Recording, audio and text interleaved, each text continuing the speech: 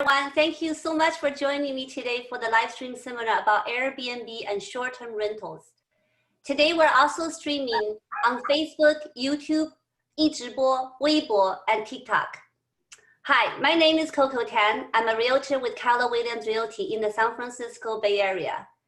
Airbnb is a very popular online marketplace for people looking for short-term rentals, vacation rentals, bed and breakfast rooms, and alternatives to hotel stays.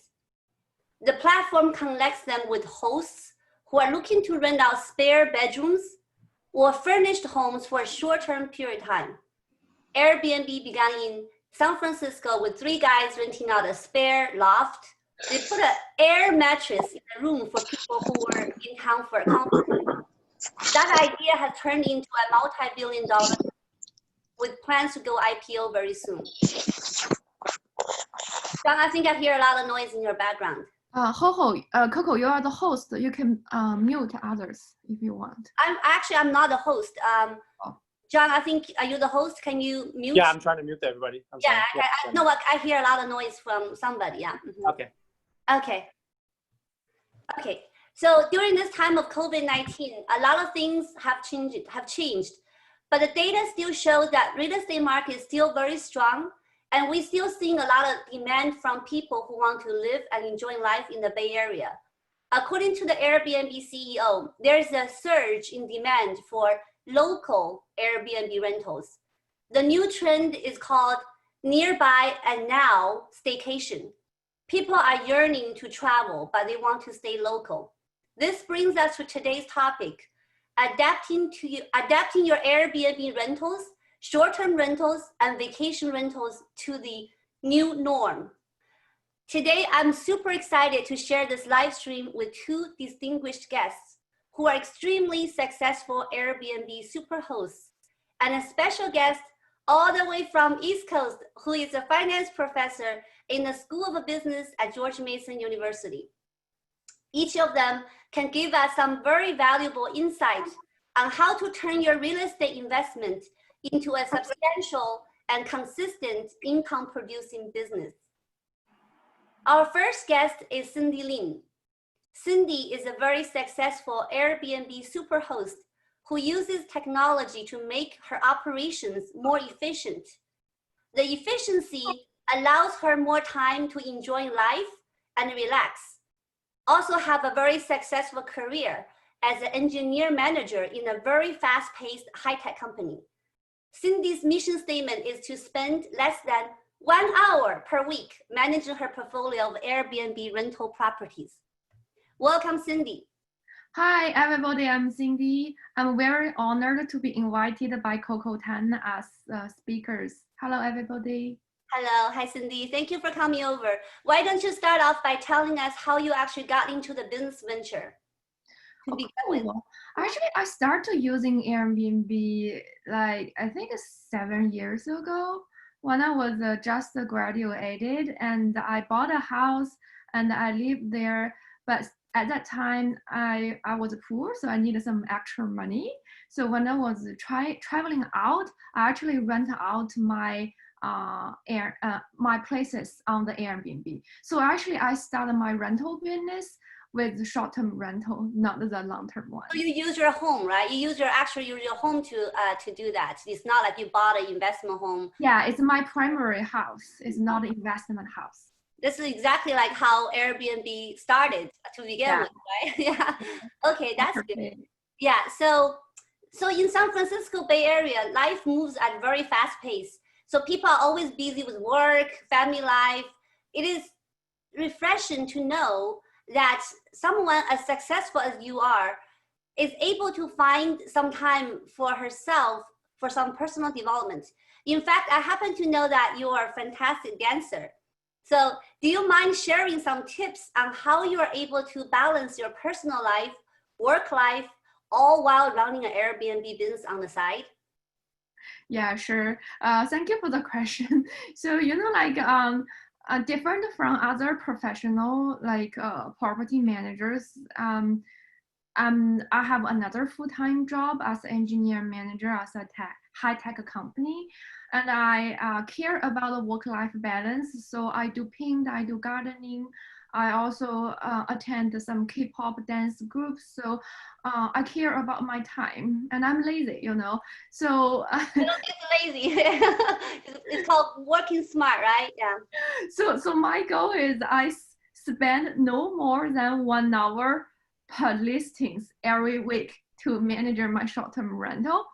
Um, yeah, I can share some of the tips because usually like the track is I use modern technology to save my time. I can give you some examples. For example, I use Airbnb and HomeAway as the two major online platforms to finding my guests automatically, right?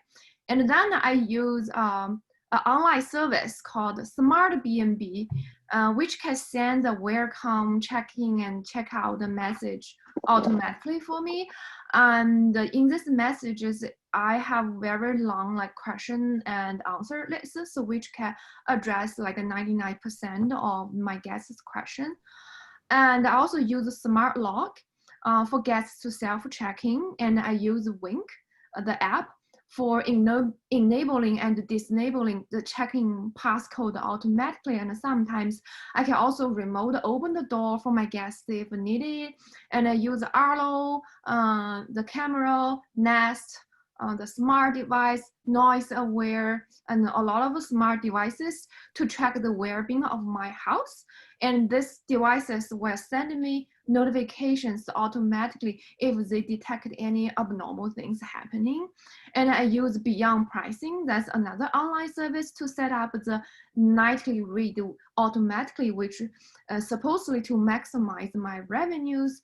And I also use Turnover B&B. That's another startup, which is an O2O service that can automatically connect your Airbnb calendar and with the cleaners, and they send the cleaners to your house on the day of the checkout.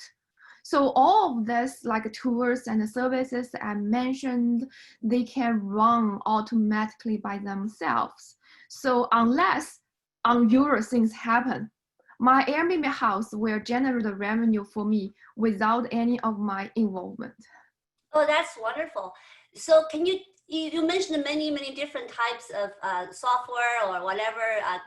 Spending capital investment, how much capital investment are we talking about? You have to install, install certain devices on each property, or you have to use some software to control the system. So which kind of, I guess, money spent on the devices or the software? Okay, I got it. There are three types, right? Most of them are, I mean, like hardware-wise, it's one-time investment, and everything sum up together. I can't remember, but it's definitely 1,000 or 2,000 for one time. And I have been using them for 3 years, and they're not broken. They're still working. And the other types is like free, like Airbnb, HomeAway, right? They're all like and Turnover B&B. The platform themselves are free to use if there is no coming reservations. They charge some commissions.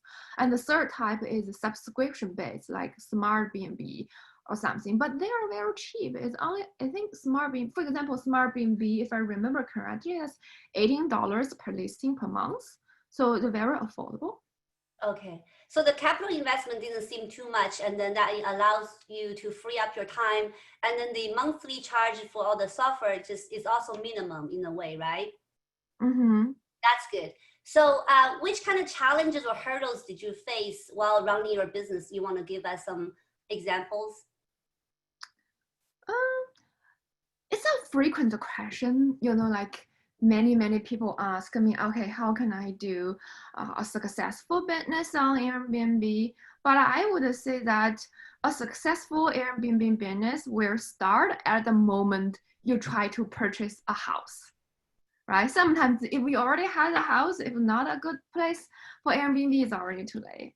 So for me, like I try to buy a house that is based on 3 criteria. One is the location. Okay.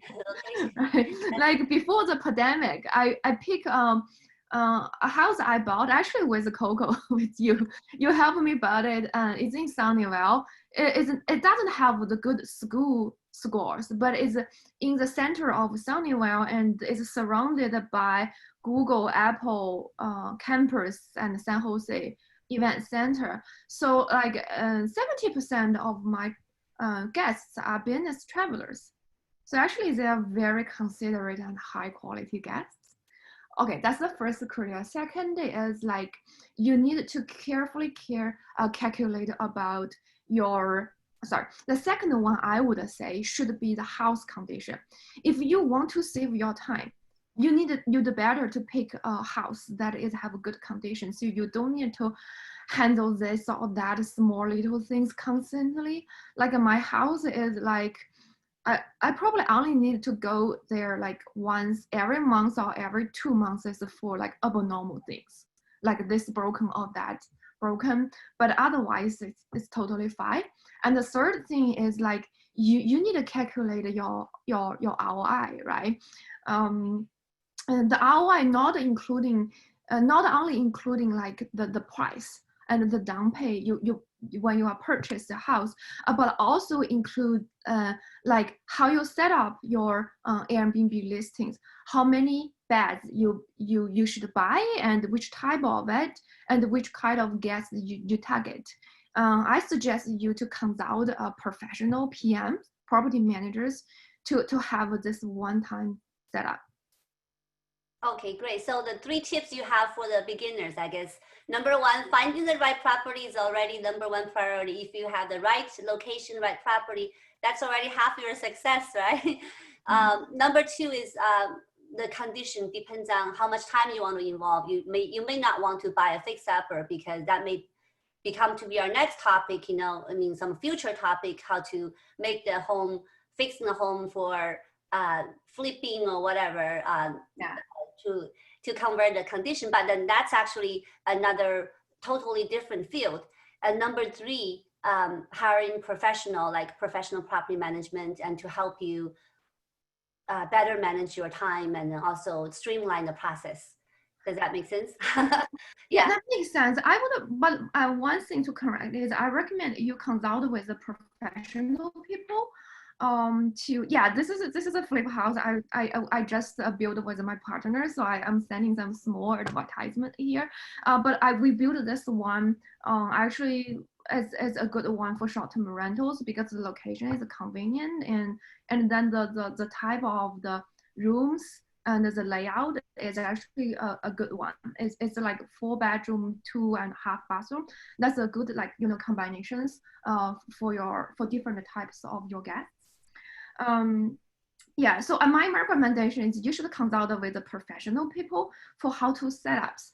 But after that, whether you want constantly hire a PM to manage your listing for you, that's another story. Oh, it sounds great. Yeah. Well, thank you, Cindy. It's very impressive how efficient you are at your business. Your ambition and your experience are definitely very inspiring for those of us who have thought about getting into the business of renting out homes, but worry about the business just taking up too much of the time. So I really hope the people who are attending our meeting or seeing our video see that it's possible to be super efficient, super successful. Thank you, Cindy, again for sharing your knowledge. You're welcome. So our next guest is Don Robertson. Don and his wife, Krista, are the owners and the proprietors of West Coast Villa, a very popular vacation rental destination spot in beautiful Castro Valley, California. They have been in the vacation rental business since 2006, long before Airbnb even existed. They are seasoned veterans of the vacation rental, bed and breakfast industry, and are very hands-on and passionate about their business. Welcome, Don. Thank you for joining us, Don. Are you here? Can you hear us? So as soon as I unmute, I can hear you. Great, thank you for coming here today. I want to start off with something you said, Don. You and Krista like to say that many visitors come to your home as guests and often leave as very good friends. This mission statement really shows the amount of passion you both put into your business. So can you elaborate how you both stay so passionate after all these years in the business?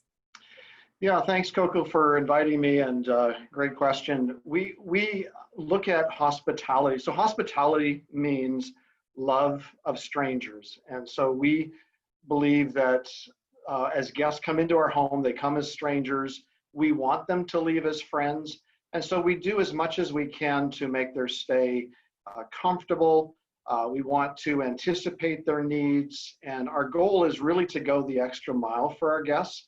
So we are more of a hands-on owner, and we usually meet our guests face-to-face and get to know them even in advance so that we know what their needs are before they even come to us, so that we can anticipate making their stay as the best possible stay they can have. So it's been a lot of fun. We've had almost 12,000 guests from over 67 countries of the world, and it's been an amazing journey for us to meet so many people. Wow, this is definitely different from what Cindy just shared with us. Cindy probably never meet her guest. So in this case, how many hours are you involved in running your vacation rental business? Yeah, that's a good question. So we look at it from the standpoint of putting in about 20 hours a week. 20 hours, not 40 hours? Yeah, that's about average. Okay. But we have, at our property, we have 13 different rental options. So people can rent a single room, or they can rent a private suite. They can rent a 3-bedroom self-contained house, a 5-bedroom self-contained house, and so on. So I kind of look at it this way, Coco, that in the vacation rental business, people can be as involved or as little involved as they want to be. And so for those who want to run an Airbnb business and just make a few extra dollars, there's plenty of opportunity for that. If somebody wants to put in more time and have a stable secondary income, there's plenty of opportunity for that.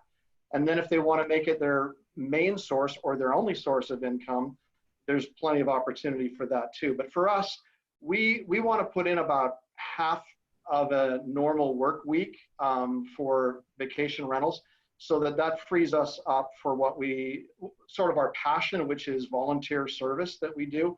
And we've done that for about 40 years. So this gives us the freedom to do that as well as to earn a good income.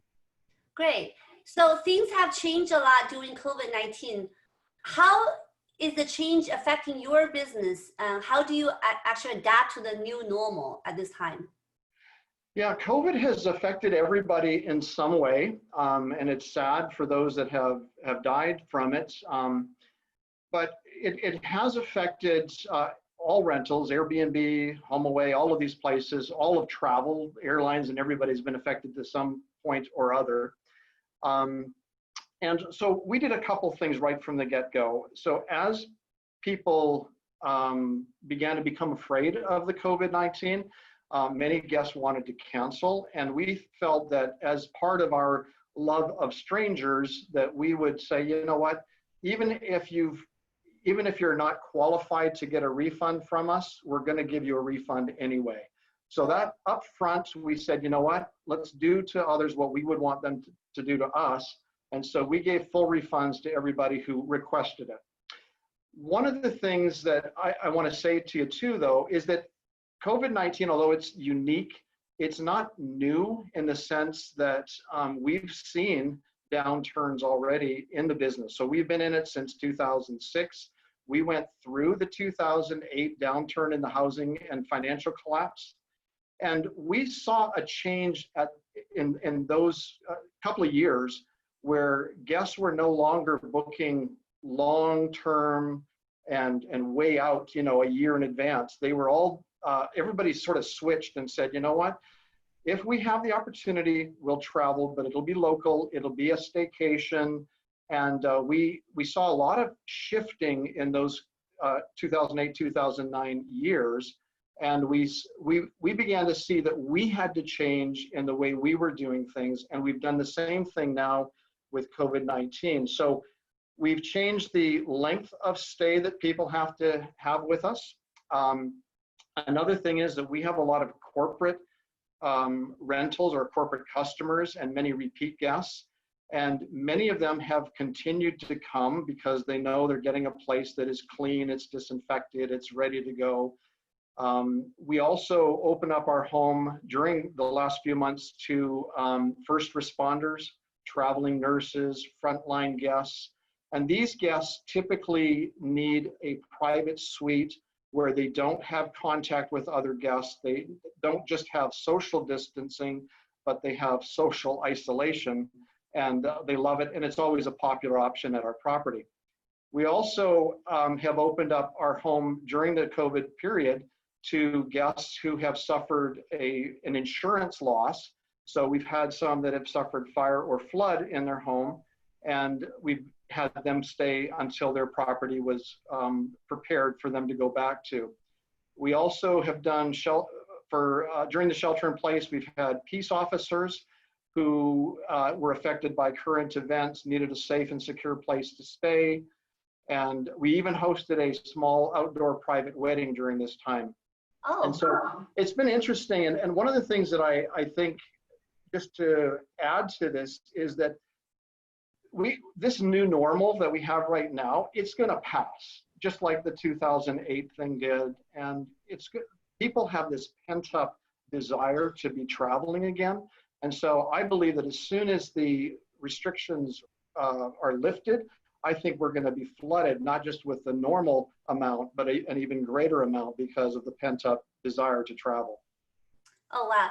So basically, to you, it's not really a new normal. You have experience back in 2008, 2009.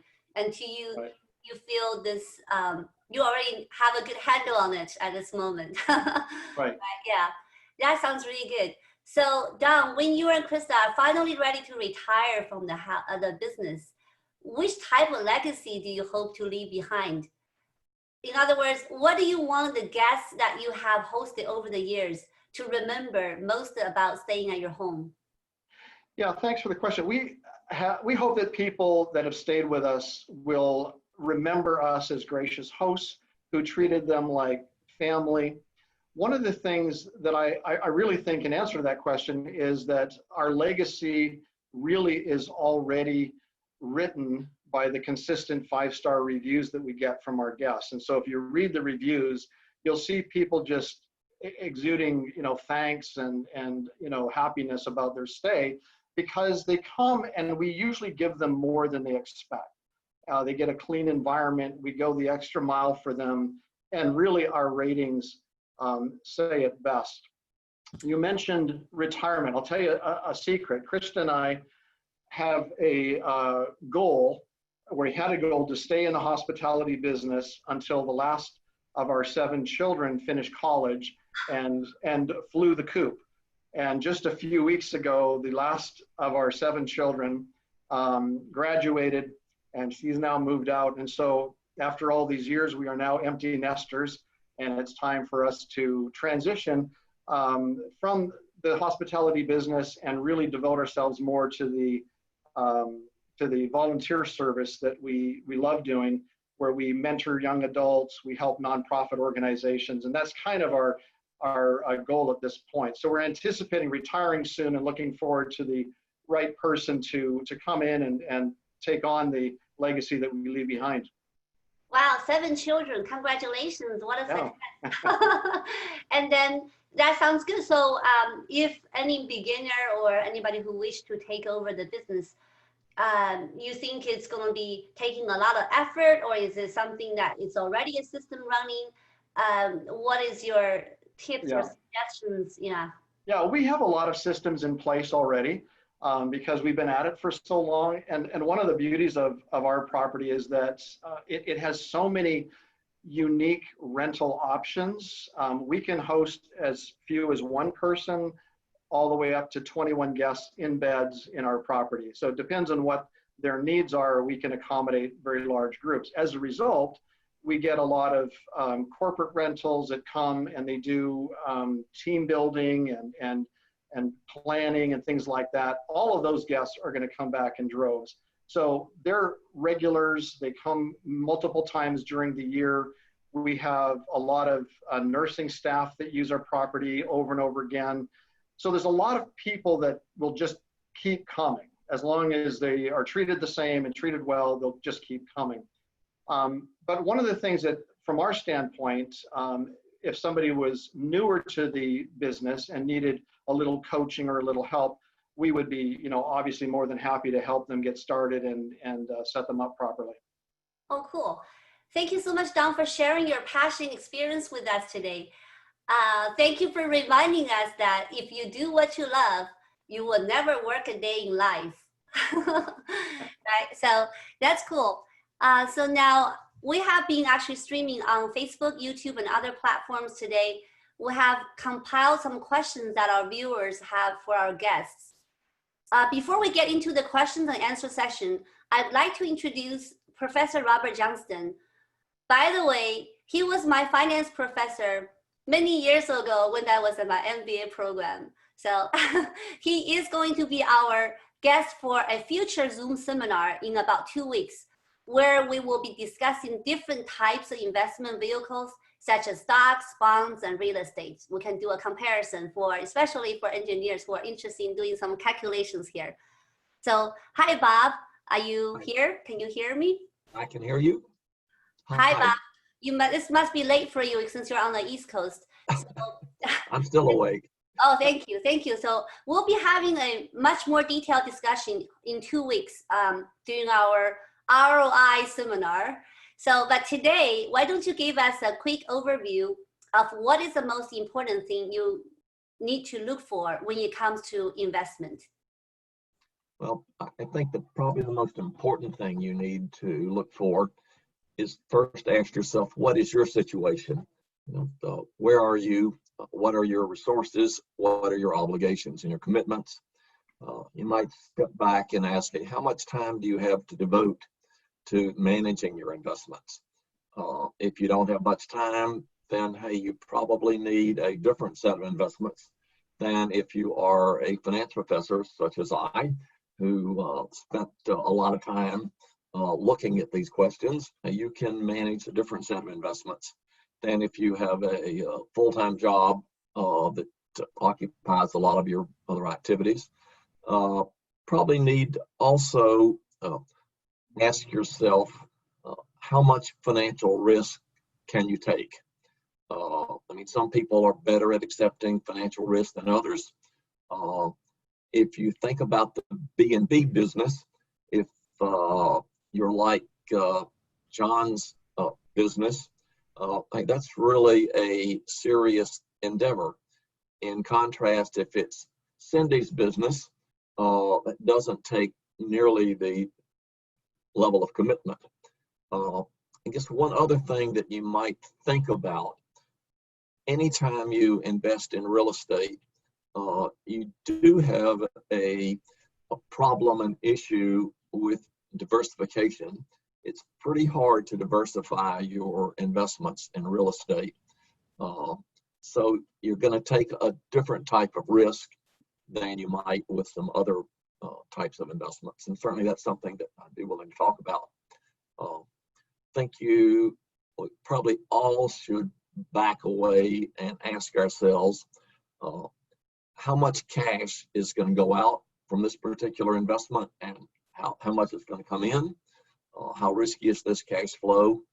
And how might I exit this business? Okay.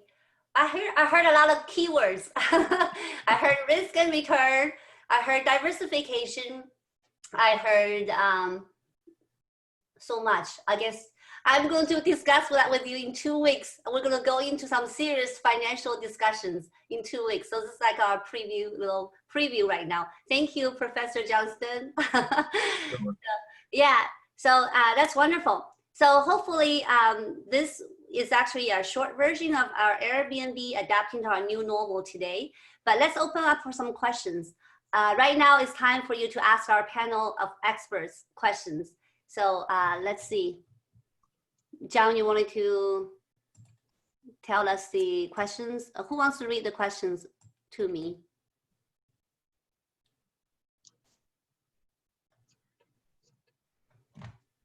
John, are you there? Can you hear us?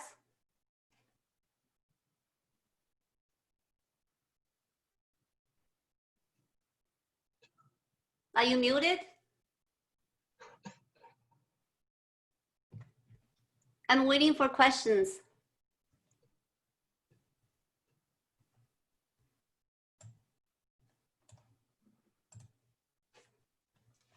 Coco? Yes. Yeah, I'm sorry. I got disconnected. I'm so sorry.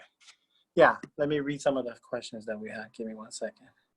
I see some on Zoom group chat already. So Yeah, if you don't want to, you want to read them? you go ahead and read it. Yeah, so I can just direct to the right guest. Yeah. Okay. Me. I'm having a lot of computer issues. Sorry.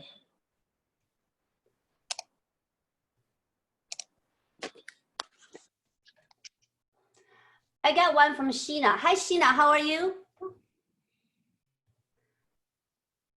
Sheena, you're still there?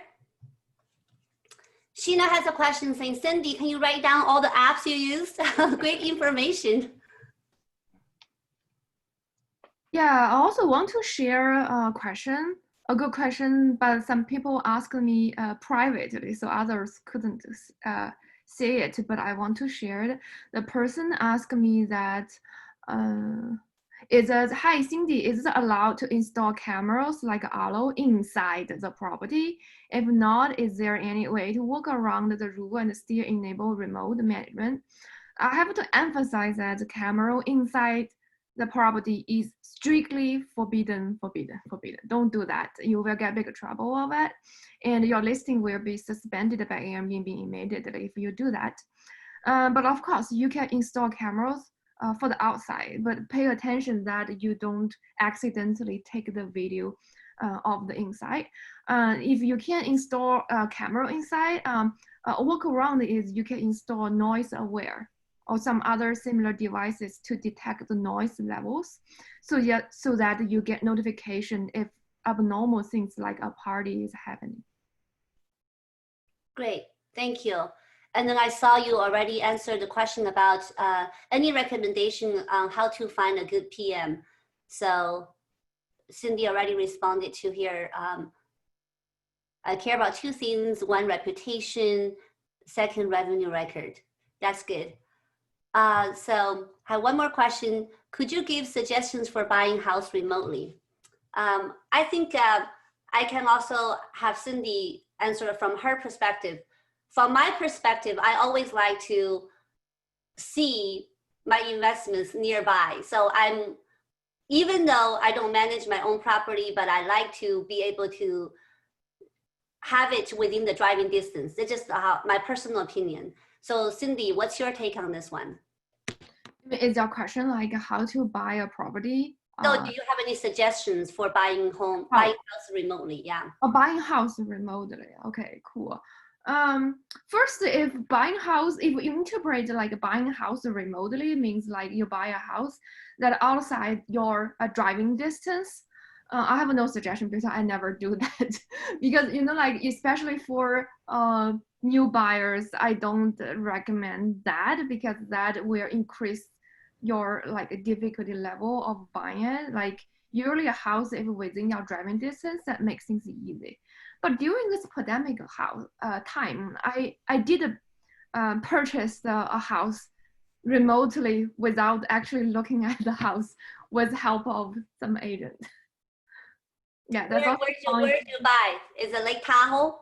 No, it's still it's a 1 hour driving distance. It's still within driving distance, but by remotely I mean like I didn't go to there physically and look at the house. I do everything remotely online.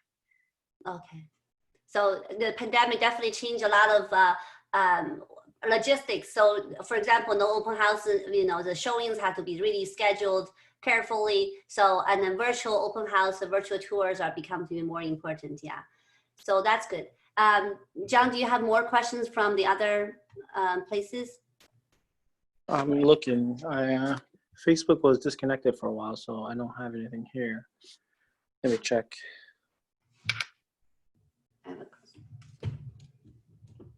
I have a question from the audience about how the COVID-19 is affecting real estate market. So this is always a very common question. So really what we have seen is during the initial lockdown in March and April, the buyers are very afraid of going out. So we did see a slowdown in terms of real estate market. However, right after that, we had the interest rates are good, stock market is doing really, really super good, and the inventory has been really low. So we really have a very strong market for the sellers. So right now the price is holding very strong. So to answer that question, I think, you know, the Bay Area is still very desirable, and I think it's still, for all the demand is very, very strong from the buyers. So there's one more new message. Coco, I got one from a live stream. What type of property is best for Airbnb? And actually, there's also a question from Zoom. Where do you recommend to buy investment for Airbnb around the Bay Area? From Hamid. Hi, Hamid. How are you? Hi, doing good. Thank you very much. That was a great presentation. Good, good. So buying investment for Airbnb around the Bay Area. So I think based on the current analysis, we have this nearby and Now Staycation in a way that homes that with amenities are good for, you know, they have special accommodations are very good for Airbnb type of business, because people wanted to get a vacation, but they don't want to fly, they don't want to go to airport, so they want to be local. And if you have a swimming pool, for example, it's just one example, and then that actually will make it very attractive because they can have a vacation at a house. So maybe Cindy and Don can also comment on this as well, about this question. Sure. Okay, I can go first.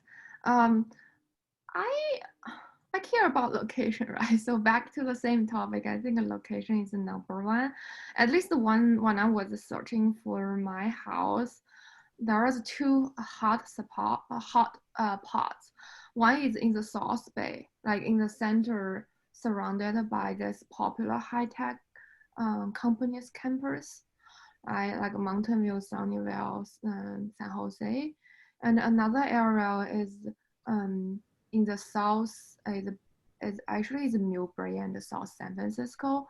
People went there usually to attend the event in the San Francisco. Yeah, that's a too hot place. That's great, yeah.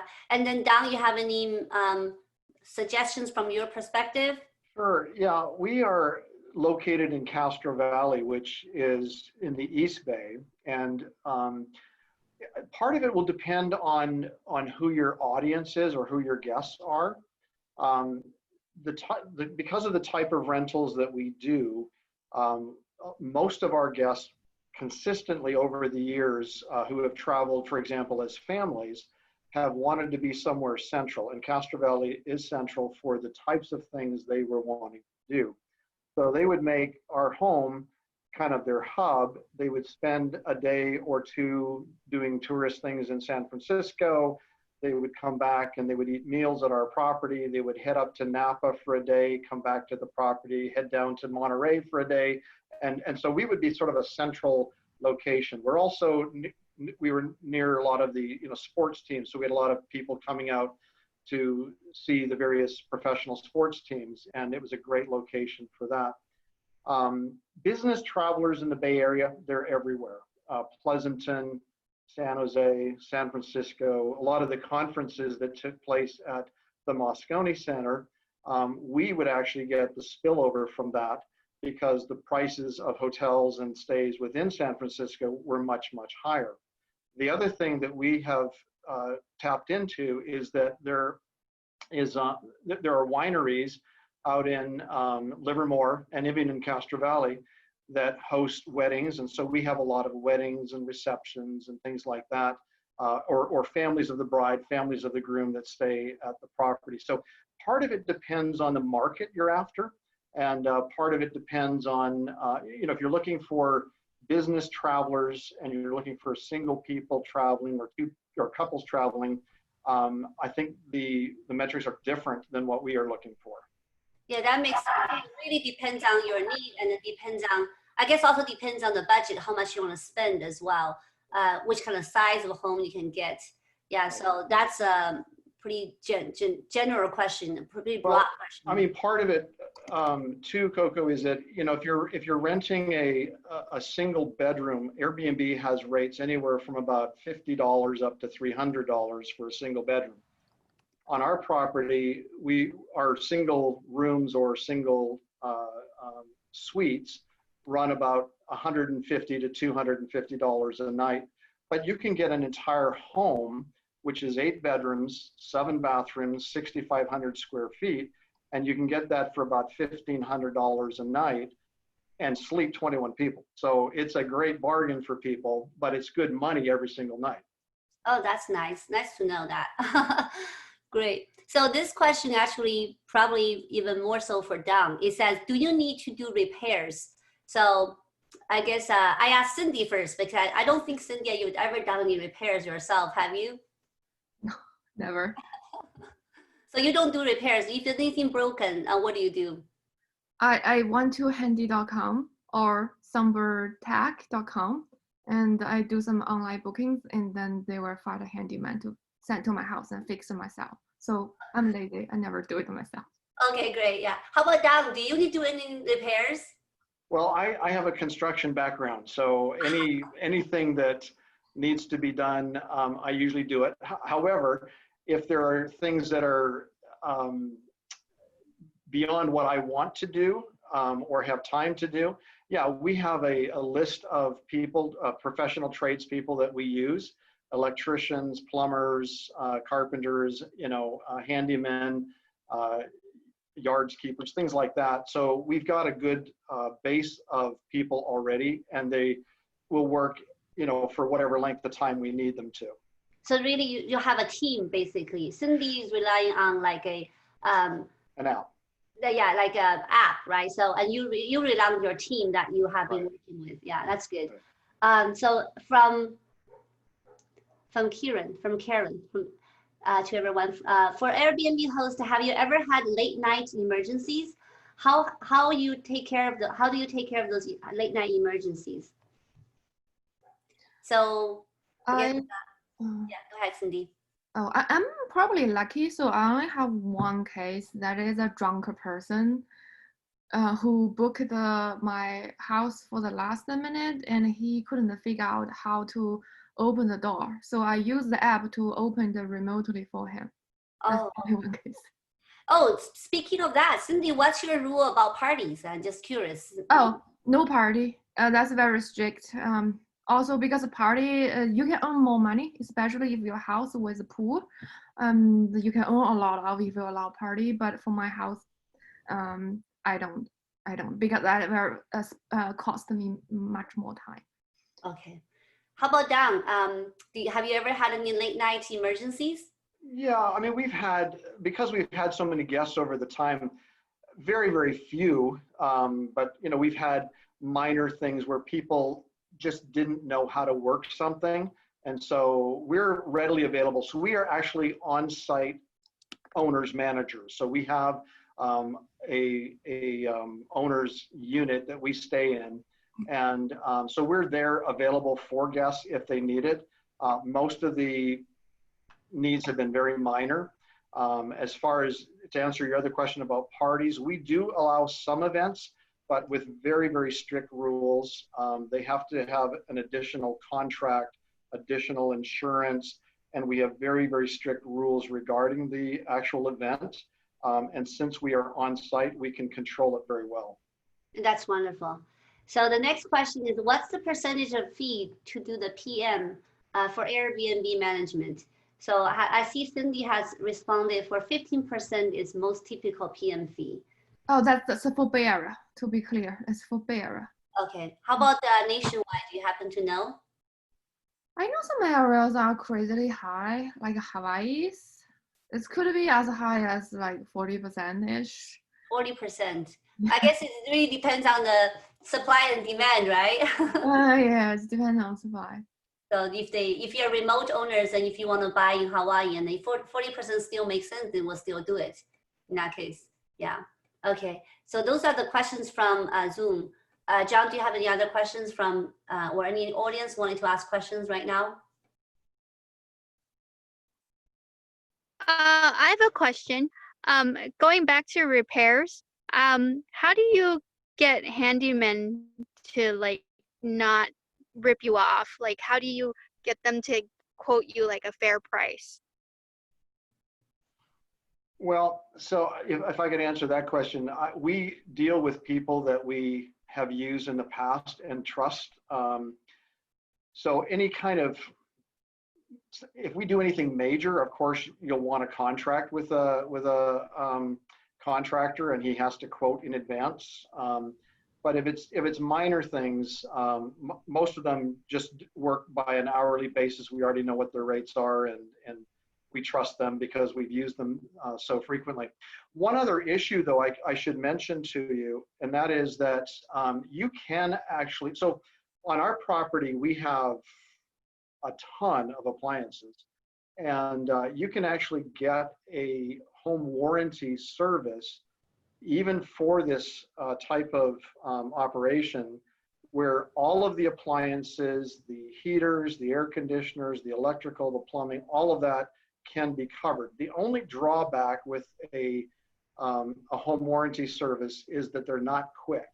And so if you need emergency, we go to our regular guys. If we have something that can wait, or it's not urgent, then we use the home warranty service for that. I thought home warranty was for new homes. No, you can get it for any age home. I actually happen to have a home warranty expert here, I think. Yes. Hi, everybody. I'm Annette. I'm with First American Home Warranty. So thank you for having me. A home warranty, we do actually offer a home warranty for properties not in escrow, and it can be for rentals. My personal advice, you made a great point here. A home warranty can be amazing and it can save you money, but not normally time.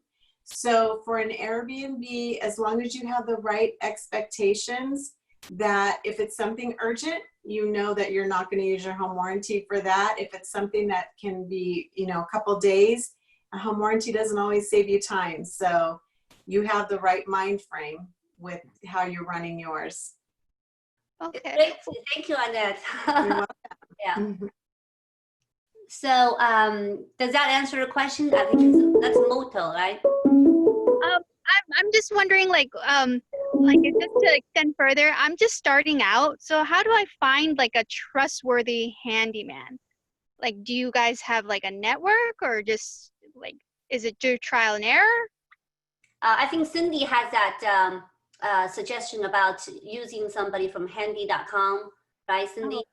Yeah, because handy.com, they have the review. They have the review, so that usually at the first maybe 3 times you try out a different handyman, you're not happy with the first and the second one, but from the third you like him, so that you keep ordering your handyman task always with the same person. So that like after yeah. Oh, I'm sorry. So is that an app? I'm sorry, or was that a website? I'm sorry. Yeah, it's a handy.com. Handy.com. Okay. Yeah, you can also try sunbirdtech.com. Yeah. Okay, thank you so much.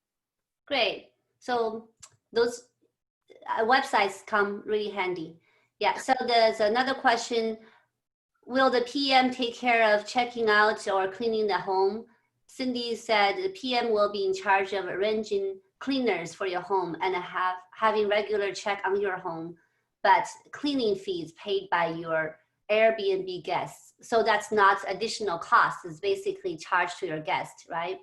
Yes, I think we skipped one question. I skipped it a bit, but I saw it, which is what type of property is best for Airbnb? This is a big question, so maybe Coco, do you want to answer it first? Oh, you mean so for the air? No, what did you answer? The question from Joy Chen. Joyce, I see. Okay, Joyce, let me see. Oh, I missed that question. I'm sorry. What type of property is best for Airbnb? So we just mentioned about the business has changed a little bit, right? So during the pandemic. So, but we still think the location is #1 important factor. Location. And then of course, affordability, right? We have to think about which kind of home we should buy. And honestly, a lot of HOA has limitations for Airbnbs. So if you want to do Airbnb, I don't think you want to buy a condo or a townhouse because HOA probably will limit rentals to a 30-day minimum as a lease. In that case, I think the important thing is you have to have a budget for a single family home in a way. So that's another for Joy. And then I got a private question. Does the pandemic impact the Airbnb business? I'm sure it does. How do you disinfect after guests leave and also follow the government regulations? So I have the guests answer my two guests answer, how do you disinfect after guests leave and also follow the government regulations? And we'll go back and also have them to answer how this pandemic impacted Airbnb business. Who want to go first? Cindy? Oh, yeah, this is a tough question. Because like the COVID-19 is changing its characteristics, so people are still learning how to handle it. I think there are a special service, cleaning service, which with a higher fee, but you can also hire them to do the cleaning task, which can specifically aim to clean up the airwells with potentially COVID-19 infections. That's great. And how does it affect your business, Cindy, for your Airbnb rentals right now? Like with the Airbnb trend, like people, like the new travel trend is called nearby, and now for staycation. So the staycation means like your house is not only a place for you to sleep there, is actually an important part of your vacations because like people were enjoying the time staying at their house. So as a result, is people's the length of your reservations become longer, right? Usually people instead of book like 2 days or 3 days, people tend to book like 2 to 3 weeks instead. So for that is like the time I need to send the cleaner to my house is fewer, but every time I will keep like a 2 or 3 days gap between the two reservations so that I can make sure it's sufficiently cleaned. Okay, great. How about Don? Don, how's that affecting your business and how do you really follow the government regulation for disinfection? Yeah, so the government has put out a guideline for following, and we have that printed out. We have professional cleaners that come in after each stay. And so these are people who have already been trained in hotel cleaning processes, and they come in, they do the cleaning for us. We go the extra mile in looking at, commonly used surfaces, door handles, doorknobs, light switches, all that sort of thing that needs extra attention at this point. Washing everything thoroughly is critical, obviously. And then we do, like Cindy, we do have a gap between rentals. The gap requirement is only 24 hours. We also make sure that we open windows, air out the home, have fans blowing fresh air in, and we've taken all of those precautions. However, the other thing that we've done during the COVID-19 time is we actually have refused certain guests who, because we have larger properties that can sleep so many people, we do follow the guidelines of 10 or fewer people. They have to be of the same household or the same family. And sometimes we've had requests in the last few months where people are mixed families or mixed households, and we just simply have to tell them until the COVID-19 requirements are lifted, we can't accept their booking at this time. And most people understand that and will plan for a future stay. So the other thing, as I mentioned earlier, is that we have specific types of guests that we've gone after, including insurance, people who've suffered loss in insurance, they need longer stays, or traveling nurses, first responders, and so on. So we've done fairly well with that. Okay, great. Thank you, Don. And then I have a question saying, it's said that more and more cities starting setting rules to limit Airbnb activities. Is this true, or is it really noticeable right now? So what's your experience, Cindy and Dong?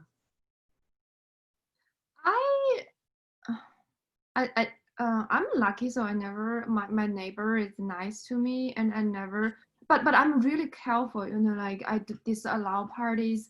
I careful about like cleaning my house. I especially picky about my guests for make sure that they don't bother my neighbors. So far I never received any complaint from government or police or my neighbors, so I don't have experience. Okay, great. How about Dong? Yeah, it's a great question. So there's several things that I would look at if I were buying a property to do an Airbnb. Number one is I would not buy in any area that has an HOA, period. If you have a homeowners association, you are going to be ruled by the homeowners association. So in our property, we are located in Alameda County. Castro Valley is not even a city. So the county actually controls the Airbnbs in our area. When we started in 2006, because we were the first people in the area to do this, we went down to the county and said, look, tell us what the rules are. This is what we want to do. What are the rules? And they basically said to us, you need to have a business license. You need to have a fictitious name, business name, and then you have to collect and file the hotel tax for every stay that you receive. And so we've done that for 14 plus years. The second thing is that if you control the types of guests that you have coming and going, it really does make a difference. So we restrict, like for our single suites or single bedrooms, a person can stay for one night, no problem. If they're renting a house, a 3-bedroom, 5-bedroom, 8-bedroom house that we offer, then we do require people to stay a minimum time frame. It's either 2 nights or 3 nights, depending on what they're renting. And that prevents a lot of the party people who want to rent for one night and just trash a place. And so we've had that consistently from the beginning, and it's saved us a lot of headaches. That's great. Okay, so the next question is how easy to get vacation home permit in South Bay area, like Cupertino? So I think even Don, you just mentioned you had to get a business license with your business, right? So Cindy, do you have any experience whether you have to get a vacation home permit in the South Bay area? There's a government website. You just go there to apply for it. It's not very difficult, based on my own experience. Okay. Okay, great. Hopefully that answers the question. Where to find cleaners? Cindy, you typed to everyone. You want to just briefly talk about the cleaners? Yeah, there's a multiple online service you can find. Like you can find Turnover B&B, which has better integration with Airbnb, so that it can automatically sync your Airbnb calendar and send the cleaners to a house. Also, another option is you can find it from handy.com or SummerTag, or sometimes if you buy somewhere, you find a cleaner and if she is good, you just keep the relationship with the cleaner privately, so that you always use the same cleaner. That's you don't have to go through the website anymore. And the interesting part is I realized that many cleaners in Bay Area is already well trained for take care of the Airbnb house. They know the checkout rule, check-in rule, what to pay attention, and you can recover all these decorations back to where it was. Very amazing. That's great, yeah. So Don, do you have a fixed cleaner to use, or you also? We have over the years hired people that have been specifically trained in hotel cleaning. We have found them through staying at local hotels. And if we find that somebody is a great cleaner, we will see if they're full-time employed there. We're not trying to steal them from the hotel, but we will see if they have, if they're working part-time for the hotels. We will see if they, will do our cleaning for us. So we now have, and we've had for years, the same cleaners that we pay them more than they ask for on purpose, so that we always have them available when we need them. We become their priority over every other cleaning that they do, because we give them more than they even ask us to give them. Oh, that's great. So you build up your team already over the years. Right. So Yuan Yuan has a question. Hi, Yuan Yuan. When filing tax, the income for Airbnb, is it under rental income or is it under small business? So Cindy? Yeah, for me, if you are just an individual, right, it's under rental house. Under But that is different for other people's, maybe John is different. Don, what do you do for your tax? It's a Schedule E on the taxes. Obviously, I'm not an accountant, so you'd have to check with your accountant. That's the right answer, yeah. Yeah, but Schedule E is how we do it. Okay. Joyce has a question. Is it a good choice to own a duplex or multi-units for Airbnb? Cindy, go ahead, yeah. Sorry, personally, multifamily is not the first choice for Airbnb for Why me. do you think in that way? Because like short-term rental takes more efforts than long-term rental. We all know that. If you have a duplex, right?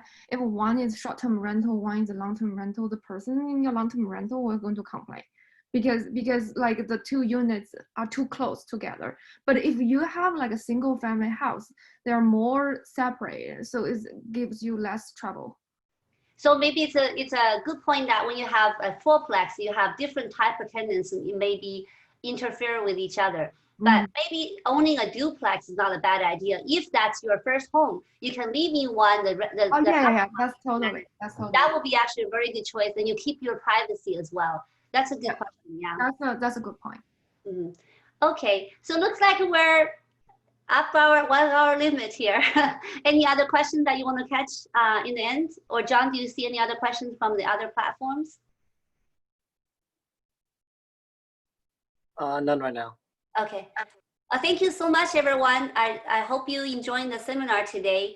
In 2 weeks, we'll invite back our Professor Robert Johnston, my finance professor from my MBA program, and then we will introduce you the ideas of how to calculate your ROI, how to calculate your return. What's the difference between ROI and cap rate? And what do we need to look for when you do the investment? Do we invest in real estate or do we invest in stocks? We're going to start thinking about all kinds of ideas, and hopefully we'll see you there in 2 weeks. Thank you so much, everyone. Bye, thank you. Thank you, Coco. Good night, yeah. Thank you, Coco. Thank you. Thank you.